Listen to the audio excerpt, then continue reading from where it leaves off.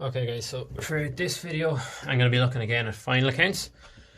We're going to be looking at a trading profit and loss and a balance sheet. So in front of us here now it's the EGCO sample papers.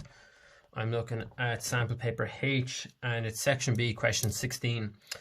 In front of me I have a trial balance, and this tells me all the information I need as what's going to go into my trading profit and loss and my balance sheet. So first thing we're told is the following trial balance was taken from the books of Liston Limited on the 31st of the 12th, 2022, the end of its financial year. The authorised share capital is 300,000 ordinary shares at €1 each. Okay, so what's that telling us is we can set up 300,000 shares. That's what we've authorised. Have we sold all of that? We'll find out when we look through it here. So the important thing to remember is our trial balance is split up into two sides, our debit side and our credit side. On our debit side, there's one of two items. It's either going to be an asset or an expense. And then on our credit side, it's going to be one of two things. It's either going to be a liability or a gain. So they're counteracting each other. So an asset is the opposite to a liability and an expense is the opposite to a gain. So if we go through them here one by one, we'll go through all the items in our debit side first. So cash purchases, that's obviously an expense. We have to buy in our purchases. We have to buy in our products to sell on. It's an expense. Carriage inwards, that's also an expense. We're paying the items. We're paying to bring in these items. Our opening stock, that's going to be an asset for us because we finished the end of the year with a stock that we could sell on again. So that's going to be an asset. Insurance, that's an expense. Light and heat is an expense. Advertising, an expense. Wages, it's an expense. Delivery expenses, obviously it's an expense. Dividend paid. Now dividend is what we're paying out here. We pay a dividend to our shareholders for each share they have, and we're paying out a dividend of 1,250. So that's obviously going to be an expense. Cash in hand, that's going to be an asset to us. We can use that cash to buy other items. So that's an asset. So if we go through them here, let's put it all beside. So asset, or sorry, I said that was an expense for our purchases. If we have these purchases by the end of the year, it'll then become an asset for us. We'll look at that further down. Carriage inwards, an expense. Opening stock, it's an asset. Insurance, we said, was an expense. Light and heat, expense. Advertising, an expense. Wages, an expense. Delivery expenses, expense. Dividends paid, an expense. Cash in hand, we said, was an asset. Premises. Premises is obviously an asset for us. We own this building, like the school owned the building. That's obviously an asset. Fixtures and fittings, that's an asset. And motor vehicles, that's an asset. Okay, now we only have three items here on our credit side, and of course they're either a liability or a gain. Sales. Sales are obviously a gain. They can't be a liability. Okay, that's going to be a gain. That's what we sell. Money coming into us. Good. Bank overdraft. So if you have a bank overdraft, you have negative money in your bank account. So that's going to be a liability. And this issued share capital, €200,000, 200,000 shares we've sold.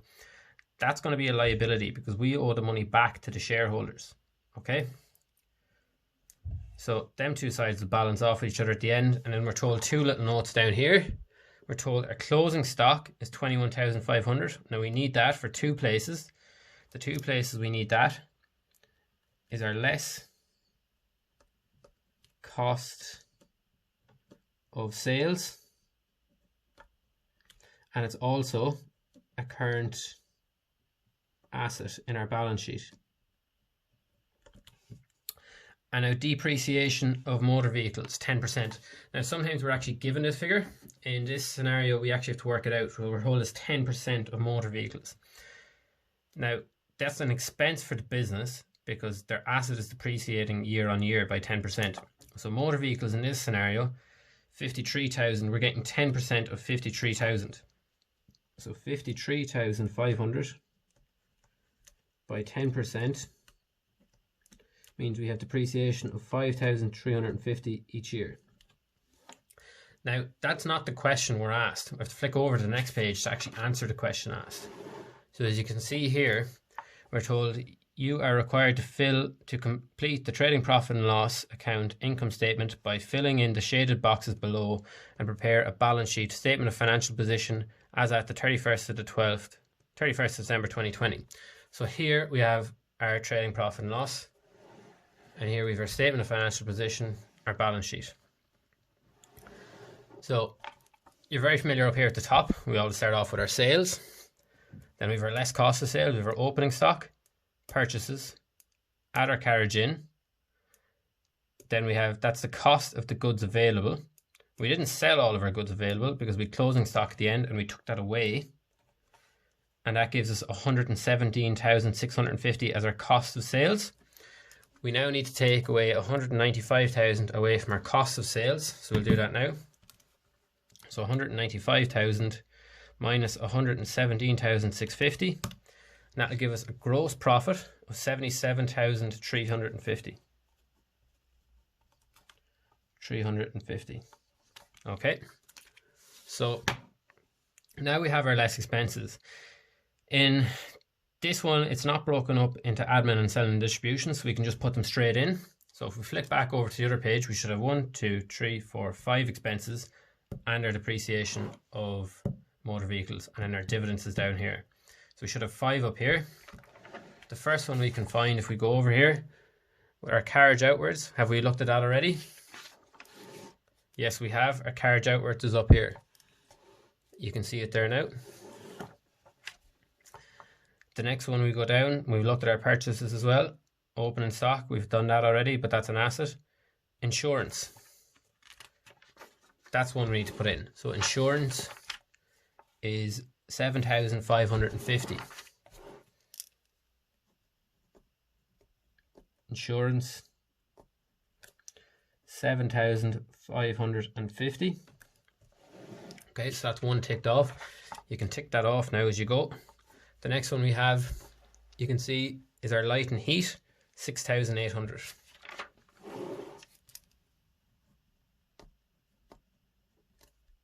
Light and heat, 6,800. So we tick that one off. Next one we have advertising, and our advertising figure is 7,200. Put that in. Advertising,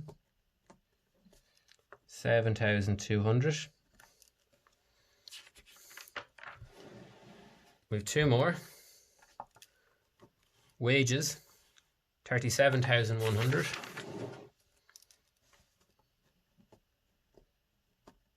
Wages, 37,100. And then the last one we have is our delivery expenses. How do I know this is the last one? Because we're told down below, as you can see here, less dividends. So that's where our dividends is going. So dividends are, we said the delivery expenses, 8,950. We'll put that in.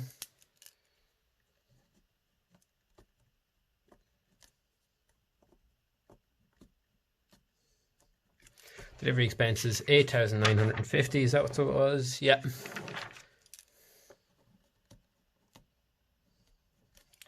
Now, we've one more here, depreciation on motor vehicles. We worked that out down here below, 5,350. So we fill that in. Sorry, 5,350. Now you can see this box here is shaded as well, so we need to fill that in. What we're filling that in with is we add up 1, 2, 3, 4, 5, 6 figures together. So 7,550, 6,800, 7,200, 37,100, 8,950 plus 5,350 gives us 72,950. We'll actually take that figure away from our gross profit up here, and that will give us our net profit underneath. So 77,350 minus 72,950 gives us a net profit of 4,400. Next box that's shaded is our less dividends. What was our dividends? We look at it here, dividends paid 1,250, tick that off. We'll now put that in, 1,250, take it away, and that gives us our reserves of 3,150. And we're going to need that when we go into our balance sheet here on this side, and I'm going to do that in a separate video, so just so the file size be smaller and upload quicker.